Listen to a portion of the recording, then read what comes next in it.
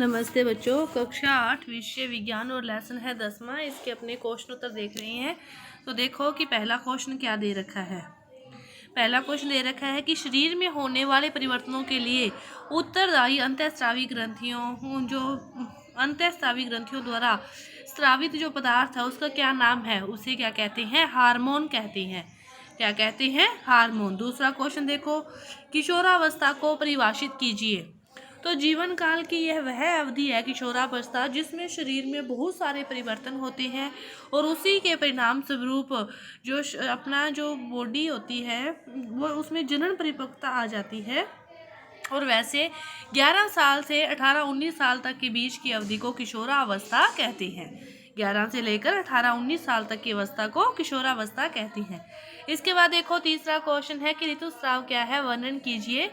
ऋतुस्राव क्या होता है कि यह अंडाणु का निषेचन नहीं हो पाता यदि, तो फिर वो जो अंडाणु है उस स्थिति में वो जो गर्भाशय से उसका जो मोटा स्तर है वह उससे टूटकर रुधिर वाहिकाओं के सहित निस्तारित हो जाता है और यह स्त्रियों में रक्तस्राव होता है जिसे ऋतुस्राव कहते हैं। और यह लगभग 28 से 30 दिन में एक बार होता है और 45 से 50 साल की आयु तक आते आते धीरे धीरे यह रुक जाता है, उसे रजनोवर्ती कहते हैं।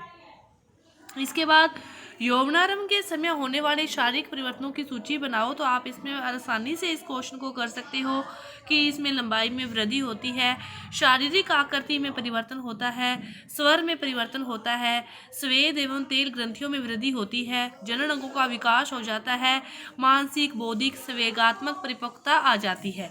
इसके बाद देखो पांचवा क्वेश्चन है कि 2 कॉलम वाली आप एक सारणी बनाओ जिसमें अंतःस्रावी ग्रंथियों के नाम, उनके द्वारा स्रावित हार्मोन के नाम दर्शाए गए हों।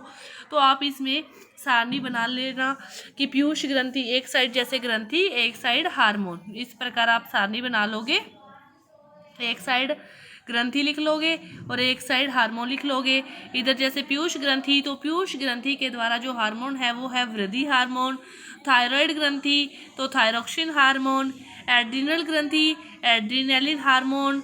इसके बाद अग्नाशय तो इंसुलिन। तो बहुत सारे हैं, तो आपसे कोई भी 2 पूछा है 2 कॉलम वाली सारणी का है तो आप इसमें 5-6 लिख सकते हो। अंडाशय में एस्ट्रोजन आ जाएगा।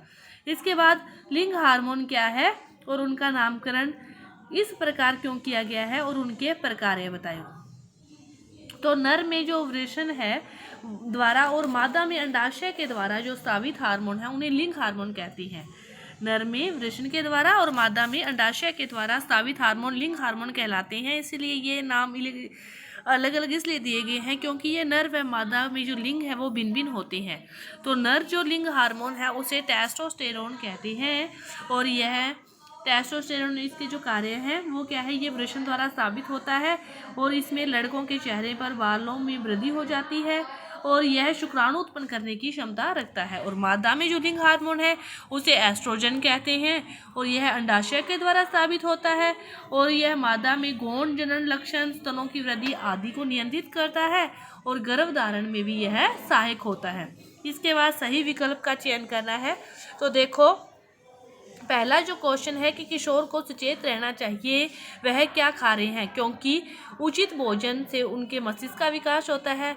शरीर में तीव्र गति से होने वाली वृद्धि के लिए उचित आहार की आवश्यकता होती है। किशोर को हर समय भूख लगती है या फिर किशोर में स्वाद कलिकाएं बली भांति विकसित होती है। तो इसका सही उत्तर है कि शरीर में तीव्र गति से होने वाली वृद्धि के लिए उचित आहार की आवश्यकता होती है। इसके बाद दूसरा क्वेश्चन कि स्त्रियों में जनन आयु का आरंभ उस समय होता है जब उनके ऋतुस्राव प्रारंभ हो जाता है या स्तन विकसित हो जाते हैं या शारीरिक वार में वृद्धि या लंबाई। तो उसमें जब ऋतुस्राव प्रारंभ हो जाता है। निम्न में से कौन सा आहार किशोर के लिए सर्वोचित है? तो कौन सा आहार? रोटी दाल सब्जियां ही किशोर के लिए सर्वोचित है। इसके बाद है निम्न पर टिप्पणी लिखनी है। सबसे पहले है एडम्स एप्पल। तो यौवनावस्था में लड़कों के जो स्वर यंत्र है उनके बढ़ने से जो अंग गले में सुस्पष्ट उभरा हुआ बाहर की तरफ नजर आता है उसे कहते हैं एडम्स एप्पल। इसके बाद गौण लैंगिक लक्षण। तो लड़कियों में जो ये लक्षण पाए जाते हैं युवावस्था में, उनके स्तनों का विकास, लड़कों में जो चेहरे पर बाल उगते हैं, दाढ़ी मूछें आती है, तो ये क्या कहलाते हैं? गौण लैंगिक लक्षण कहलाते हैं। जो लड़कियों व लड़कों को अलग अलग करते हैं, उनकी पहचानने की सहायता करते हैं, तो ये क्या कहलाते हैं? गौण लैंगिक लक्षण कहलाते हैं। इसके बाद है गर्भस्थ शिशु में लिंग निर्धारण। तो सभी मनुष्यों में 23 जोड़ी गुणसूत्र होते हैं। सभी मनुष्यों में 23 जोड़ी गुणसूत्र पाए जाते हैं। तो जो 22 जोड़ी गुणसूत्र हैं वे तक क्या होती हैं, क्या सेम होती हैं। और जो एक जोड़ी गुणसूत्र होता है वो लड़कों में XY पाया जाता है और लड़कियों में वह गुणसूत्र XX होता है। तो ये लास्ट वाला जो एक जोड़ी गुणसूत्र है कि इसी के X जब इसके X से मिलता है तो लड़की का जन्म होता है, और जब पुरुष का Y इस X के साथ मिलता है, XY बनता है 23वां जो गुणसूत्र है, तो लड़के का जन्म होता है। तो ये गर्भस्थ शिशु में जो लिंग निर्धारण में भूमिका होती है वो हमेशा नर की होती है।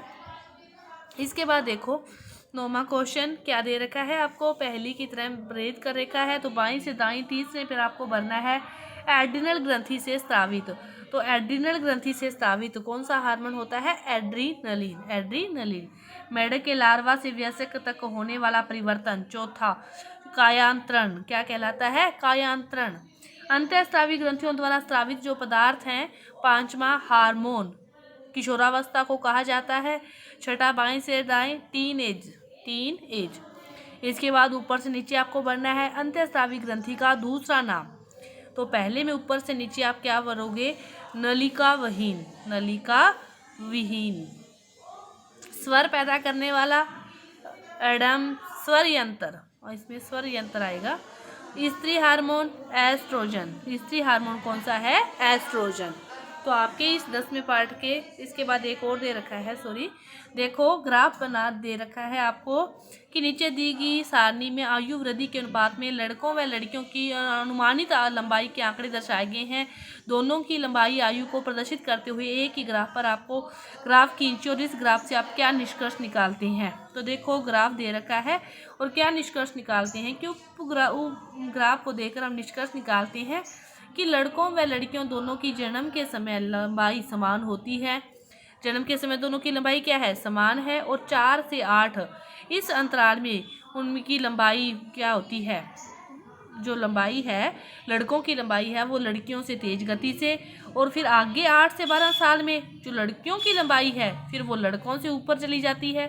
फिर 16 वर्ष की आयु तक पहुँचते पहुँचते फिर वापस उनकी लंबाई क्या हो जाती है? यहाँ पर आकर समान हो जाती है। और 16 से 20 साल में फिर देखो आगे जाके लड़कों की जो लंबाई है वो लड़कियों से अधिक हो जाती है। तो पूरे अंतराल में कभी लड़कियों की लंबाई ज़्यादा हो रही है, कभी लड़कों की, और कभी समान हो रही है। यही अपने इससे निष्कर्ष निकाल रहे हैं इस ग्राफ को देखते हुए। तो आपके इस पाठ के जो क्वेश्चन उत्तर थे वो क्या हुए? पूरे हुए। धन्यवाद।